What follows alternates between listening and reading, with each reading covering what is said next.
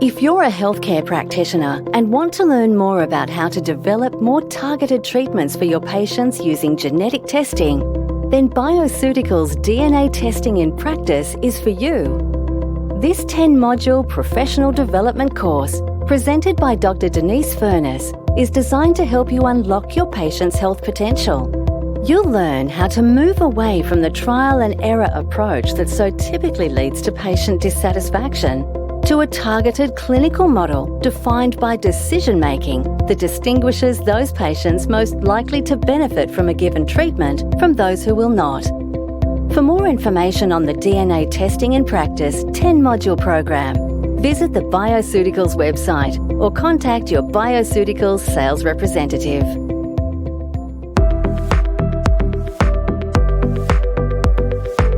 Welcome to FXomics with Dr. Mark Donoghue, your gateway to genetics, research and technology in the field of personalised medicine. Hi everyone and welcome. Today we're talking with Dr. Yael Joffe, a global expert in the field of nutrigenomics. Yael has co-authored 2 books, It's Not Just Your Genes and Genes to Plate, and she and Dr. Christine Horton have created 2 online nutrigenomics courses for clinicians, Foundations in Nutrigenomics and Translational Nutrigenomics. She is currently an adjunct professor teaching nutrigenomics at Rutgers University. Welcome, Yael. How are you? I'm good, thank you. Really happy to be here. Yes, it's good to have you all the way from South Africa. Listen, we're going to be talking about nutrigenomics, but there's a story behind this for just about everybody because the genomics and genetics story is a story of the 2000s, and I believe your career began before that as a dietitian. Can you tell me how you moved from good old-fashioned kind of medical orthodoxy and adapted yourself to the genomics and genetics of today? What's the story? When did you become a dietitian and how did you cross that divide? Very good question. When I was lucky enough to cross the divide, I graduated as a dietitian in 1993, and truth be told, I think in the first 3 weeks of starting my dietetics degree, I realized that this was a major mistake and that it wasn't really what I'd been looking for. I'd been looking for a degree in health and how we could use nutrition to make people more healthy and prevent disease, and I was absolutely horrified to discover that dietetics really wasn't that at all. But, that long ago, it really was appalling. And so there was kind of an immediate disillusionment and disappointment with the work that I was studying. I did go on to graduate as a dietitian, but I never really practiced because I had this sense that something was missing and something was wrong. And that the nutrition we were practicing just wasn't resonating with me as being anything to do with health. And that I didn't quite know what it was. And I was lucky I went traveling as we do when we finished our university degrees, yes. Landed up in the UK, was kind of doing some nutrition just to kind of make ends meet. And I was lucky enough to be invited to spend 2 days with a company called Siona in the south of England, who were literally the first startups in the nutrigenomic space ever. And this was in 2000. And 2000 was 3 years before even the human genome draft had been published. So basically, it was an investor and a geneticist, and they really had extraordinary foresight. They really were visionaries who had a sense that nutrition genetics were going to really play a significant role. And when I met them, I thought they were quite crazy, and I was like, this is ridiculous. There's nothing going on here. There's nothing, genetics and nutrition has nothing to do with each other. And that itself was incredible because I joined them just really because it was the best offer I got, and it sounded quite intriguing. And I stayed with them for 7 years, and I grew with the company. And a couple of years into it, I realized that I couldn't kind of wing it any longer, that I really needed to be able to put the kind of theoretical knowledge behind what was proving to be quite an interesting space to be working in. And so, dietetics not having prepared me very well, I went back to university, back to do my PhD. And my PhD started in the early 2000s as well, like 2004. And in South Africa at the time, there was no nutrigenomics academics at all. And so I had no supervisors, which was quite challenging. And so we kind of built a degree. We got a geneticist and a nutritionist and an epidemiologist and a biostatistician, and we kind of rolled them into one. And that's how I spent the next couple of years, which is trying to really understand the kind of hard science behind what was turning out to be a really interesting career for me, which was in nutrigenomics. How did that work? I mean, without the Genome Project, it's hard. It's like the days before and after computers. If there wasn't if the Genome Project had not produced much, genetics always seemed a pretty primitive area before that. Until we actually had the kind of 23,000 genes, it was invisible to doctors back at the time that you're talking about. So how was nutrigenomics emerging before the Genome Project had actually given something to work with? So I have to say, I think it's still invisible to doctors, but so what the Human Genome Project did was it created the draft of a sequence of the entire genome.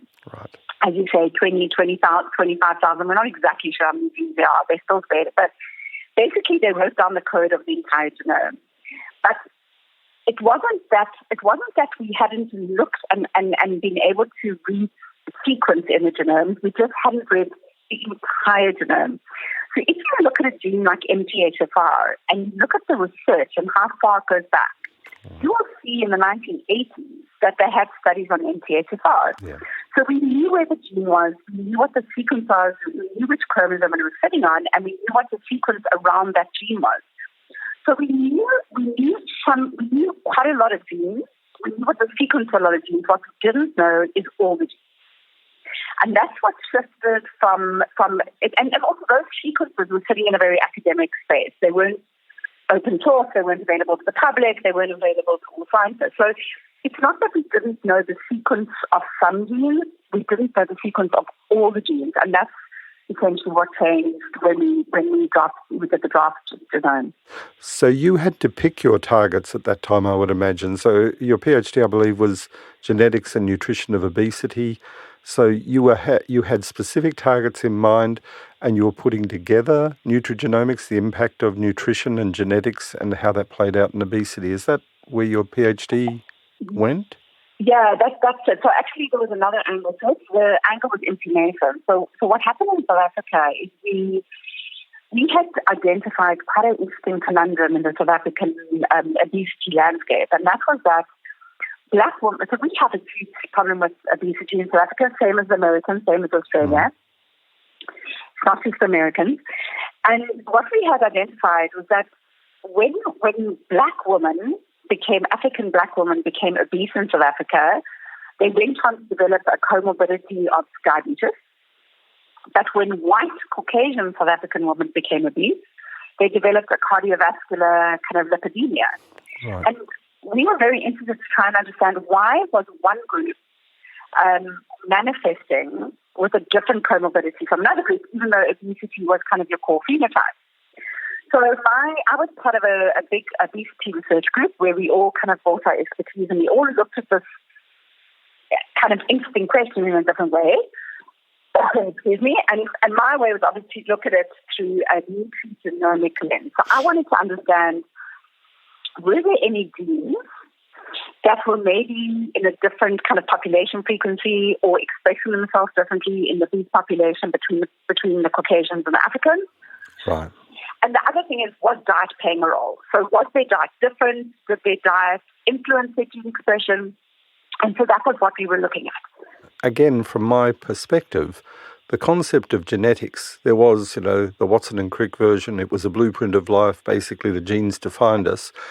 My understanding was the concept of epigenetics was not big at that time. The modifiability of genes was not thought to be a big thing. It was just, you got your genes, the environment played out on it. If you were lucky in the lottery of evolution, you survived, and if you were unlucky, you were just selected against. So that sounds like your PhD was already looking at epigenetic expression, what changes the expression of something rather than just what genes are you lumbered with. Was that going on at that time? I mean, I think you're right. I don't think I truly understood what I was doing at the time. I think that you're 100% right that the conversation around epigenetics and gene expression wasn't actually happening. Right. And that we were more focused on the SNPs and gene variants. And there wasn't a lot of conversation about this idea that I think I probably understand it better now, and I just happen to see it's a really good topic. Right. That different diets could really change the expression. We were much more focused on kind of the biochemistry and biomarkers, and we didn't have any way of being able to measure gene expression at the time. So we were a little bit ahead of our time, but the question was right. I think we were asking the right question. I don't think we understood fully the mechanisms. And what's really interesting is my first half of my career was firmly in what I call nutrigenetics. Right. And nutrigenetics is really when you look at gene variants, which is most of our genetic tests in the marketplace, where we're testing if there's a C or a T or a DNA, and that's really where there's a sequence change is really the field of nutrigenetics. And I think for the first half of my career, I didn't go past that. I didn't actually think what else is there in this incredibly interesting field. And it was only later where I became a lot more interested in the, epigenetics is an interesting term because you can use it to talk about methylation, but you can also talk about influences of diet, lifestyle, environment on gene expression.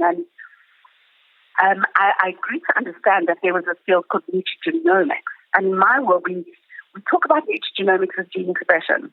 Right. We talk about nutrigenetics as gene sequence. Right. I hope that makes sense. Yeah, that does, because that was my next question was really, what is that difference? I can understand the SNPs and the genes and the predispositions. That fits a medical way of thinking. But the genomics, taking the whole of the genome and how it influences other parts of the genome and how external influences occur, that is much more difficult for me to understand, yet that's the field we are in when we're in healthcare, isn't it? Absolutely. So I'm going to try and make it a little bit more simple, and I'm going to try to keep it on the level of nutrigenomics, because I think when you talk about the big genetics, genomics becomes almost unfathomable. But we'll just kind of go back to these. And I have to say that not everyone buys into my definition. You can still find people who will say, well, we can use genetics and genomics interchangeably. But I think it's extremely important that as students of nutrigenomics, we understand the difference and that we use the terms accurately and at the right time in the right place. And again, so nutrigenetics is really what the genetic testing industry was built on. Right. We test for SNPs or deletions or substitutions, and we understand how that change in sequence had an impact on the protein or the enzyme or the hormone. But actually the magic, the real magic in this field is happening in what we call nutrigenomics. And just to define it again, it's when we look at nutrients or phytonutrients and environmental toxins, and we understand how that trigger, that molecular basis, alters gene expression in some way, either by switching it on or switching it off or dimming it or increasing it. And I often talk about immune nutrition. If dietetics was a great disappointment to me, then what is the alternative? And for me, the most exciting feature of nutrition sits in the nutrigenomics space. That if we can practice nutrition, and this is what we do. I have a clinic here in Cape Town, and this is what we try and do, is we use nutrition and our nutrition choices to impact gene expression. So we use nutrigenetics as information, as insight, to give us information about the patient, but we use nutrigenomics to treat our patient as the intervention. Okay, so that's moving it from the SNPs, which are, nice to report, nice to see, homozygous, heterozygous SNPs all around the place, and it moves it back into, well, that's a kind of background. Now, how do you influence the risk that may be associated with that? How do you upregulate or downregulate something? Correct. So that you are not thinking I'm a genetic engineer, but you're doing what we did through evolution, which is the diet had to match our genome for our best survival.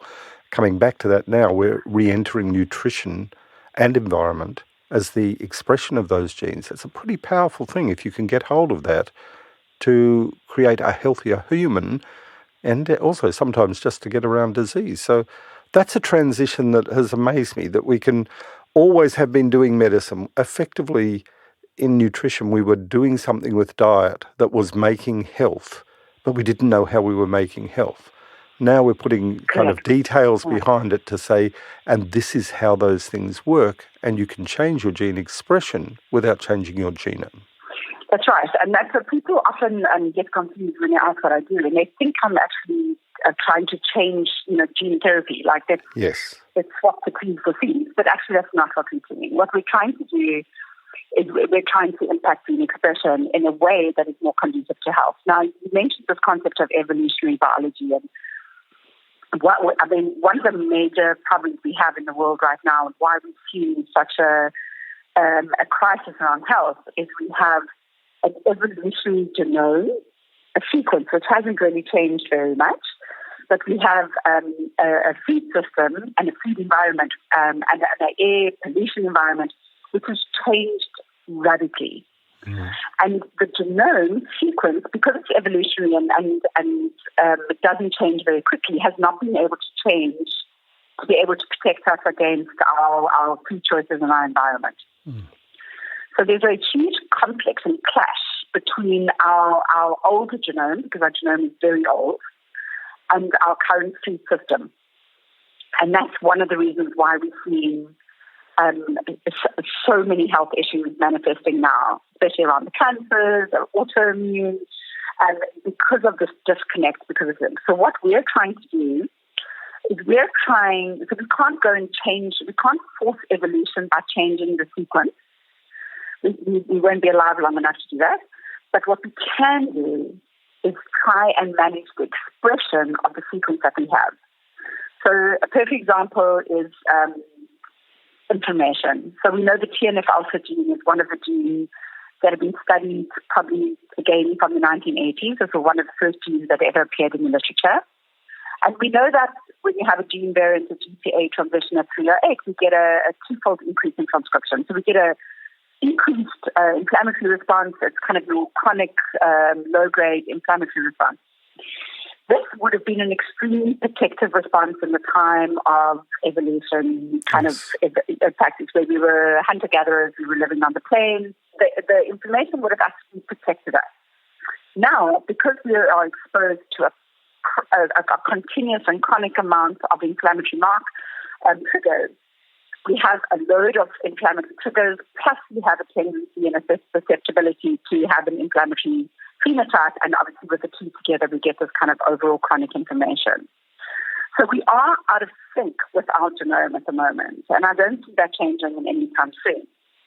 What we need to work out is how do we see that we can now upregulate or downregulate, whichever way we want to go, to be able to manage what evolutionary biology is essentially handed to us. I mean, evolutionary biology functions on reproduction and survival. Yes. And we're not living in a reproduction and survival environment at the moment. There was a time 100 years ago, this is a thing that is definitely true in medicine, where the problem was lack of inflammation. You needed to have a strong inflammatory response to get your fight against the pathogens, get under control. Yep. And as you win the war, with antibiotics, as medicine gets better at stopping the killers, the infections, keeping them at bay, sanitation does its bit. The problem seemed to become that as food became less food-like and inflammation became the big new problem, and arthritis, cardiovascular disease, Alzheimer's, these have emerged because we've controlled the infections that maybe used to prune the population. And what we're left with now is the survivors. Exactly. And remember that the other fundamental shift, which we saw in my PhD work, is that this huge change between the omega-3 69s in our diet. Mm. I mean, it completely flipped on its head.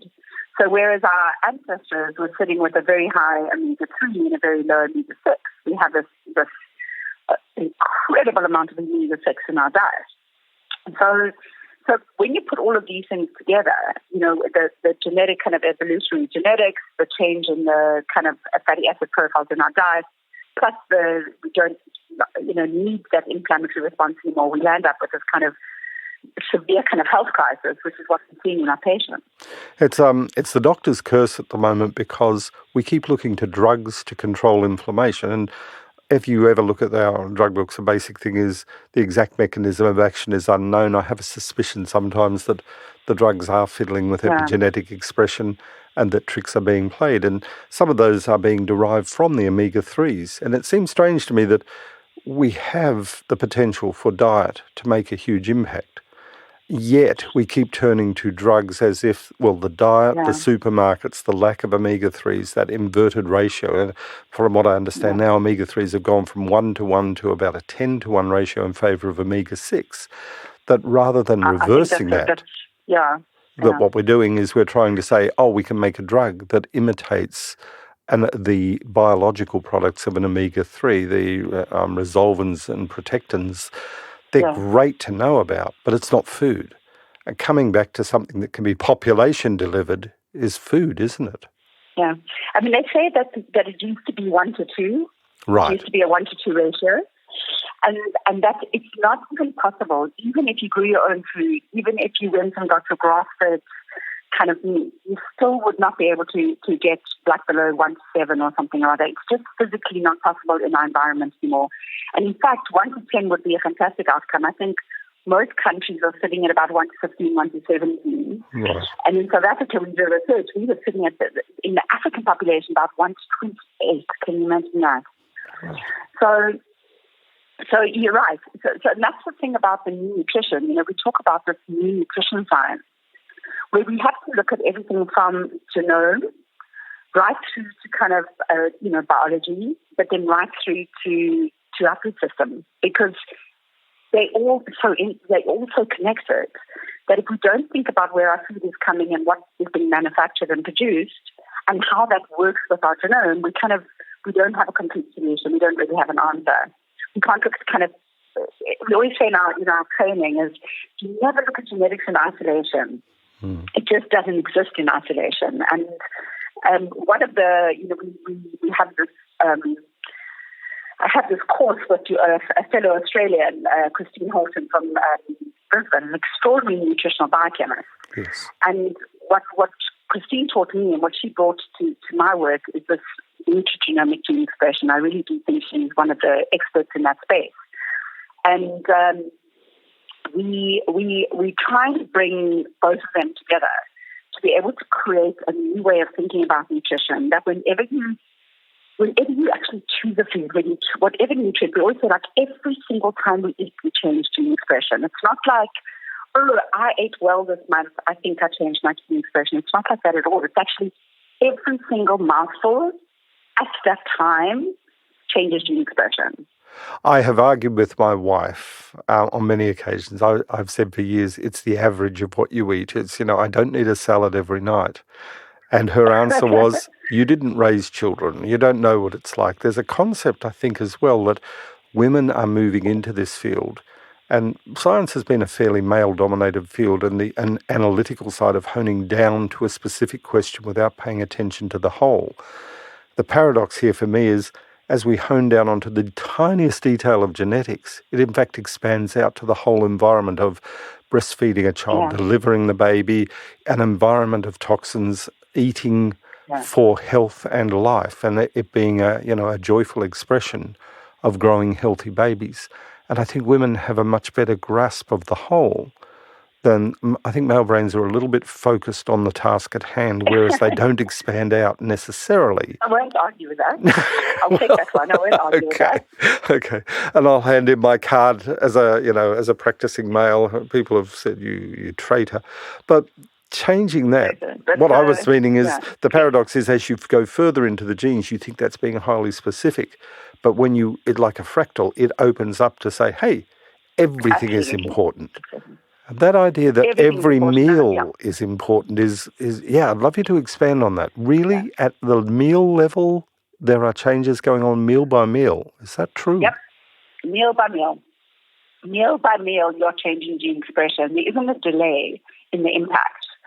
So every time you eat, every nutrient that's part of your lips, it has an immediate effect on switching on and switching off genes. Wow. And I think this is, you're 100% right. That is, if I only pass on one thing today, it's that idea that this is not a generalist kind of averaged out experience.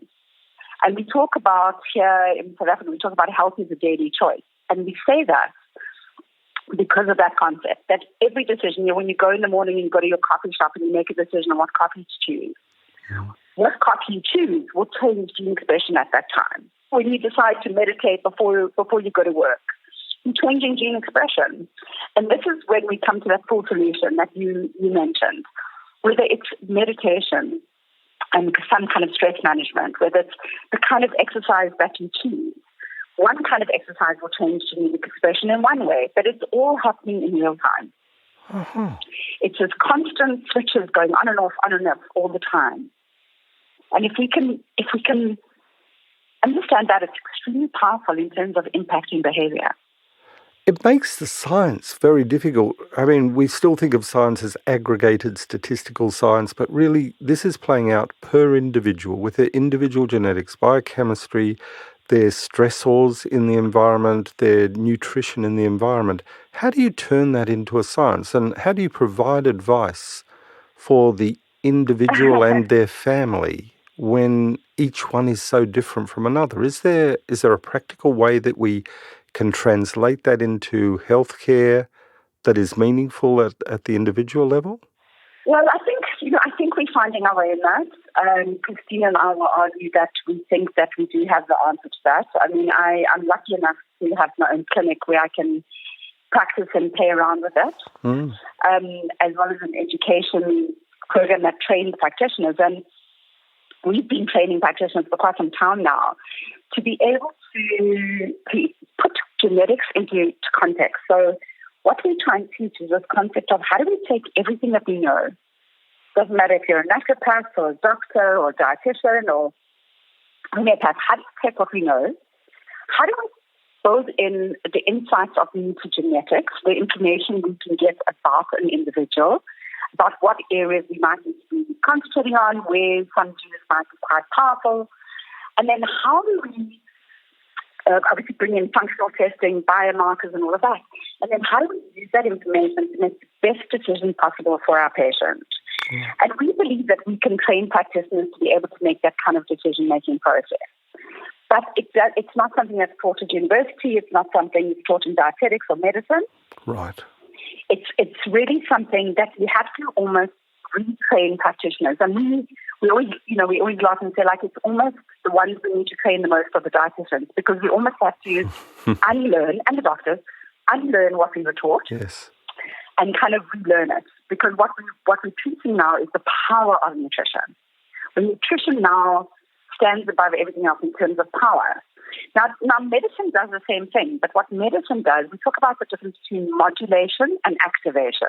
Mm-hmm. So what medicine does is it goes in and it just like knocks everything over, puts all the switches up, and it's a major activation. But it's got no finesse to it. It's got no signaling. It's got no. Should we switch that switch up a little bit? Should we dim it a bit? Where the medicine will do that. Most of medicine as well, most of the drugs we have are typically enzyme poisons that, when an imbalance occurs between pathways, we know how to find a chemical that will blockade one pathway to allow for an evening up. And so blockading prostaglandins gives you an anti-inflammatory response. The medicine is the science of poisons used at a dose that you hope does not poison. Correct. That doesn't always kill the patient, yeah. Yes, one of the problems with that is drugs are, in my experience, not sustainable. Diet and nutrition, of course, is, right? But if you take the approach of we knock out an enzyme, you find the consequences downstream of that. Whereas if you take a diet, you don't find those negative consequences downstream. So in that sense, nutrition is far more powerful because it's sustainable, and it may be more powerful for another reason, that it's affordable. Well, it's affordable. I mean, there's so many good reasons, but it's affordable, it's accessible and available. But Johanna, we don't knock. So nutrition can never knock something out. Right. Nutrition works on a more signaling level, and it modulates. Right. And modulation is what you want. So when you're using, say, a cruciferous vegetable, you can, which is full of all these lovely isocyanates and the kind of sulforaphane, you are modulating the expression of these. When there are much more powerful compounds that you can take as a medicine, but they actually almost overwork and they actually wipe out the whole signaling system. Yes. So this is the sophistication of nutrition. This is the nutrition that we need to be learning in our degrees, where we can become masters with nutrients to be able to impact signaling more than anything. Mm-hmm. You know, the concept of using pro-oxidants as antioxidants. You know, whereas at university I was taught, just throw all the antioxidants you can possibly imagine into a supplement and take it. And now we understand that actually what you want to do is you want to create almost a light, mild, pro-oxidant environment as a signal to be able to switch on your antioxidant endogenous system. So this is where nutrition is starting to become a really exciting science. That area fascinates me. We've had this concept of hormesis for going back a century.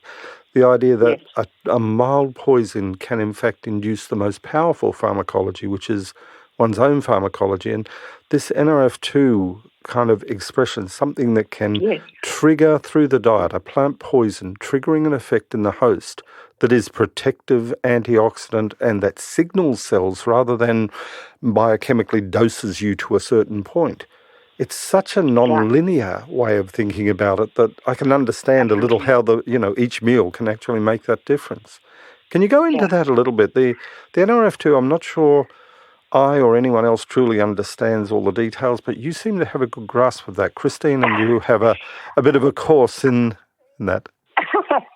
Yeah, so I would say that I'm going to say that Christine is probably the greatest expert on NRF2 of anyone I know. Oh, okay. And I shall ask her. Is her space. I can give you an answer, but she's going to do it so much better. Mm-hmm. But I will say, this is what's so exciting about the course that we teach is, I was building a course in Nutrigenetics. That was really my expertise. And Christine and I met each other at a conference in Italy, standing in the queue waiting and kind of eyed the bottle of wine on the table, and we were just going to have some wine, Italian conferences, they give you wine at lunchtime. And we got talking and we realized that we were coming to this story around nutrigenomics from completely different directions, me from a very dietetic nutrigenetic and her from a very nutritional biochemistry. And we discovered that when we put our we called ourselves, like nutrigenomic soulmates, that when we put our two sets of knowledge together, we had an incredibly powerful answer. So I'll give an example around NRF2. NRF2 is like a master regulator. And we know that, let's talk about hormone metabolism. We know that in hormone metabolism, estrogen metabolism, there's a whole phase 1, phase 2 detoxification. There's a whole lot of genes that can kind of cause chaos with how we metabolize both endogenous and exogenous hormones, like the GSTs. We talk about even COMPs, obviously having a significant impact. And then there's some kind of peripheral ones like your MTHFR, your methylation genes. And then a super one that Christine and I both love, like MTO1, quinone reductase. Amazing gene, absolutely fascinating. Now, all of these genes have to work optimally for us to be able to metabolize and manage how estrogens are processed in our body. And at any point, obviously, you can have like a dysfunction in one of our SNPs, which is causing kind of a change in metabolism. And this is where the sulforaphane and certain other phytonutrients are incredibly powerful in upregulating. What Christine and I did, we took something like estrogen metabolism, and we actually gave a presentation on this a couple of years ago, where we presented together, and we took one pathway, which is quite a complicated pathway, and I gave the presentation on how different nutrigenetic gene variants in the metabolism of hormones could create a kind of a dysfunction in the process that might land up with kind of different, the estrogens going down different kind of pathways. Right. And then what Christine did was she came in and she said, well, how do we, if we know through using genetics that NQ01 isn't functioning optimally. In fact, we might have a homozygous, and in fact, we've got a very, very low NQ1 activity. Now we need to upregulate, we need to switch on these. And we know that NRF2 switches on genes. We think it switches on about 2,000 protective genes. Wow. So if we know that estrogen metabolism is suboptimal, what we want to do now is we want to go and impact gene expression in a way that switches on all these protective genes, and that's where NRF2 comes in. Then Christine came in and gave us a wonderful presentation on how we can use nutrition to switch on things like NRF2 to upregulate the rest of the GST family, the one that hasn't been potentially knocked out, to provide that kind of methylation support around COMT. And this is one of the, I would say to anyone who's listening to this, that if you ever have an opportunity to be involved in nutrigenomics, you must always ask yourself the question, have they covered both nutrigenetics and nutrigenomics? Because if you only have a conversation about the one and not the other, then you're not actually getting the full beauty of the field. Right.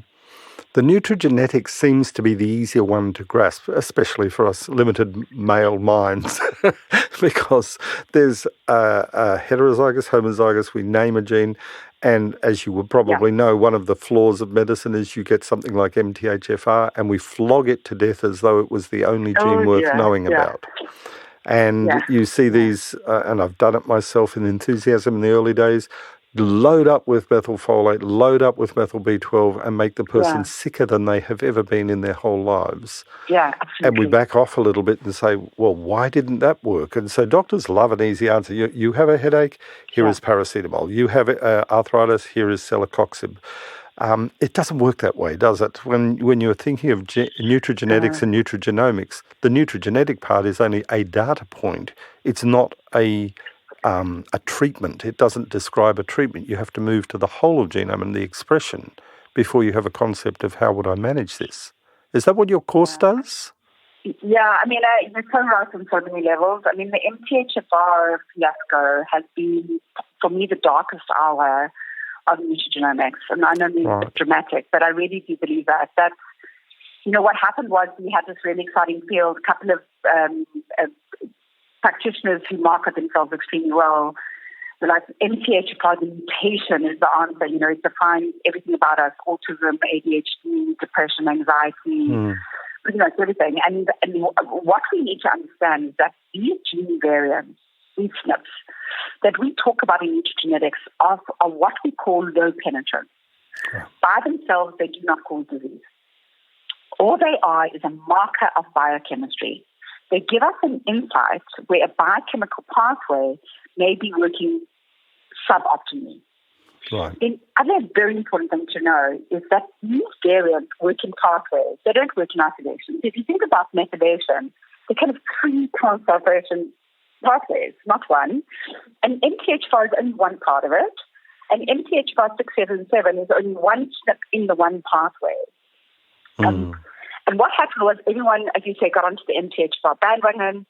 They started giving these extremely high doses of folate. We started pushing everyone into this really horrible overmethylation. The symptoms were actually worse than the prior symptoms before they started taking the folate. So it really has been quite, and we're still in that space. I mean, we still have, we still encounter a great deal. So what we teach in the course is a completely different approach, which is gene variants in nutrigenetics by themselves are not that powerful, but they are extremely informative. Mm-hmm. When you take a whole bunch of low penetrance gene variants and look at them in terms of biochemical pathways, and this is why Christine and I love biochemistry so much. You look at them in terms of biochemical pathways, you start getting a sense of the impact of those variants on the quality of that biochemical pathway. Once you have an understanding that perhaps that biochemical pathway is not working optimally, you can then think, what are the interventions that I can go use to upregulate? And that's why we very much on the principles of functional medicine, that we go upstream. We start at cellular systems. We don't talk about disease. We start inflammation, detox, methylation, oxidative stress, because that's where we have kind of a dysfunctional biochemical situation. If they're happening upstream at that level, we'll never solve anything downstream. So then once we've understood that, and that's where nutrigenetics is so helpful in identifying in an individual where we need to be focusing our attention. And then nutrigenomics is how do we use nutrition to be able to impact that biochemistry. And what is unique about the course that we were able to build, Christine and I, is we were able to build both sides of the coin. We were able to build how do we use nutrigenetics to identify in our patients which area we need to work in.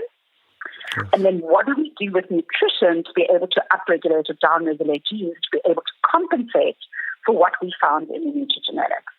Does your course also give us tools to identify when we have been successful in that nutritional approach? So I'll give you the example that I'm thinking of. Part of the reason the MTHFR, one particular genetic SNP, was important is doctors noticed high homocysteine in males who had heart attacks in their 40s and 50s. And there was a concept of, homocysteine causes heart attacks. Yeah. What can we do to reduce homocysteine? Without knowing genetics, people just said B vitamins. And B vitamins we used to lower homocysteine. And 30 years later, we said, well, the heart attack rate didn't really change. What we did was we changed a homocysteine, which is a kind of biomarker of that gene. And then the enthusiasm was lost entirely. But what doctors always crave is, okay, you've told me what the problem is. How can I intervene? Now, doctors think drug-wise, but if the new doctor is thinking nutrition, not only how do I intervene, but how do I know I've been successful? How do I not let this person run down the path that they were otherwise biochemically disposed to through their genes? So what's the markers that we can say, are we successful or not? Yeah, I mean, that is one of the great challenges that we have, I think, in the field of medicine and nutrition at the moment is biomarkers. And I really do think that some of the most exciting developments in the next decade will come from biomarker development. And you're 100% right. That's exactly our challenge here is how do we measure if we've actually impacted the gene? Right. Now, we have this wonderful thing called functional testing, which I know you have a lot of in Australia as well, where we can use things like the Dutch test. We can use organic acids, amino acid testing to be able to get a baseline in terms of biomarkers and then be able to measure it once we've done the intervention. Right. I mean, the Dutch test is a perfect example of how, when I was talking about estrogen metabolism. And the Dutch test is the urinary test to measure all the metabolites of most of the steroid hormones and do it over a 24-hour period. So, not just look at one static picture, but how the body manages it over the day. So how will we use that test, for example? Get a baseline and then intervene and then remeasure? Yeah, so I'll give you an example. We use it quite a bit. Okay. We use it quite a bit for exact that reason. So if we have a patient who comes to us for any reason where we suspect. So the difference is we use genetic testing as a starting point because functional testing is extremely expensive. Yes. So we use genetics almost as a screening test to see what areas may be areas that we want to investigate further. Either a patient comes to us with a strong family history of breast cancers or any kind of menopausal hormone issues, we might, what would first do is we would do a nutrigenetic test to see if there are any genes significantly impacting hormone metabolism. And then if we felt that this was the area that needed further investigation, we would do the Dutch urinary hormone test, which is one of the better ones and more recent ones on the market, where we can really get a sense of the pathways of estrogen metabolites and what the issues are. I interestingly did mine quite recently and found that my estrogen metabolism was actually pushing to E4, which I was not aware of. So I couldn't have guessed that. If I'd gone to a normal gynecologist in South Africa, I would have had my kind of total estrogen, total testosterone, total progesterone, and nothing. Okay. And then I have choices. I can look at my genes. I can see where in that nutrigenetic profile I perhaps have a deletion in GST, perhaps my NQ01, my quinone reductase nothing, and then I can choose a supplement, nutrition, a plan to be able to upregulate. I can then, in 3 months to 6 months' time, take the Dutch test again and be able to see whether that estrogen pathway is now moving to a different place. Right. So that's an example where we can use functional testing together with nutrigenetic testing together with nutrigenomic intervention, to be extremely powerful. But that isn't always, functional testing can be quite expensive, especially when you have to repeat the test. So this is where we would like to be. We're definitely doing it at the moment, but we're not using functional testing as much as we'd like to just because of the cost barrier. Right. But that definitely is going to be our answer. Like most things, when they become more common in medicine, the costs come down once you commoditize it a little. So this is the other big argument in medicine. Medicine tends to wait for the early expression of disease. The pathology tests become positive at a point where you wish you had acted earlier. But every time medicine, which is good as disease treatment, every time it fiddles with prevention, it tends to get it wrong. It tends to, give drugs when a person does not need drug therapy. So cholesterol management, inflammation management, blood pressure management, where there are other options, we tend to apply medicine that's great in extremis, but is not good for a person who's going to live the next 40 years with a medication. So that transition, I think, will happen as we get better and better at understanding it. And I've got to say this, apart from, let's say doctors should come and do yours and Christine's courses. I understand they're online courses, aren't they? The Foundations of Nutrigenomics and Translational Nutrigenomics. Yeah. We have two courses. We have our first course, which we built Translational Nutrigenomics, which we really say is, if you want to be an expert in nutrigenomics, if you want to differentiate yourself in the marketplace, it's a brilliant course. It's very high level. Mm-hmm. You really delve deeply and you really become an expert in the space. Right. Then we realized that not everyone wanted to be an expert, so we built what's called the Foundations course. Also, those that kind of just want to get a sense of the field and not sure whether they want to be an expert. So we built the Foundations course, and it goes under the brand of Manuka Science. Right. It was named after the Manuka honey from down the road from here. Right. No, it is the whole new science of the whole of life and the influences from every direction. But Manuka, that concept of using something like honey, my own mother had to go through wound management. The best of science, the best of hospitals could do nothing about her wounds and her ulcers on her legs. The Manuka honey was the difference and the turning point for her. Amazing. And yes, amazing. It was amazing to me as well. And as her diet failed her, it was external application. And it does lead me back to that concept that, yes, we're humans. We live in a world of plants, of biology, of things around us. We've co-developed and co-evolved with those. It should have been obvious to us that the molecules of life have got a higher capacity for sustained treatment and help and benefit than the drugs that we manufacture in a laboratory. But that was the very first practical experience that I had of that. Yeah, that was right there. It's an amazing story. And now we know the science. So in the time, what's interesting is when they were using Manuka honey for wounds, they didn't truly understand why it was able to do what it was doing. Now, because we know, at a molecular level, but it's still extraordinary. It's an extraordinary story that should be keeping us over and over again. This concept of, again, modulation, where the plants and the foods around us are much more powerful at talking to our bodies than drugs, which kind of just go in and kind of shoot everything down. So a final question is, if you had to give just one or two pieces of advice to our listeners, to practitioners who are looking to understand nutrigenetics, nutrigenomics, what would it be? Would it be to be educated? Is there a way of immersing ourselves in this safely and understanding it? Is there a simple trick that we should know about with, eat a salad every day? Would you give a kind of potted piece of advice, or do we have to immerse ourselves in this whole thing? I wish I could say there was an easy way. Right. I don't think there is. I think the most important thing is to acknowledge and understand that this is not knowledge we were given at university. Mm-hmm. That we have a knowledge gap. I call it the knowledge gap. That we have to go back and add a study again to fill the gap. But then I would also say that what waits on the other side is so exciting and engaging that it's like having a veil to them. It's like walking through the looking glass in Alice in Wonderland, right? Where you kind of you see through a certain lens.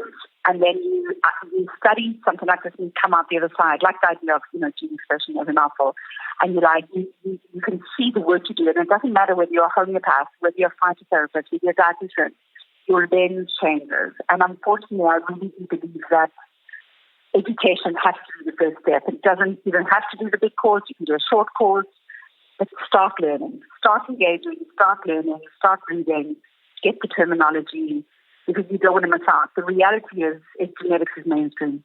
It's the new medicine, isn't it? And it's being handed back beyond the doctors. Yeah. And this is where the power lies. And if you're not going to engage with genetics, you're being left behind. And I know it's a very harsh thing to say, but it's the absolute truth. If you're not in it, you will be left. You are the dinosaur. You will be left behind, because genetics is now just part of what we do. It's not an added bonus. Dr. Yael Joffe, it has been delightful to talk with you. I hope to talk with you again soon. You and Christine, between you, I'd love to have more conversations on this. There's so many areas we haven't touched, but thank you. It's been delightful today. Oh, thank you, Mark. It's been fascinating. It was very interesting for me too. I really enjoyed it. And I look forward to any other time. This is FXomics, and I'm Dr. Mark Donohue.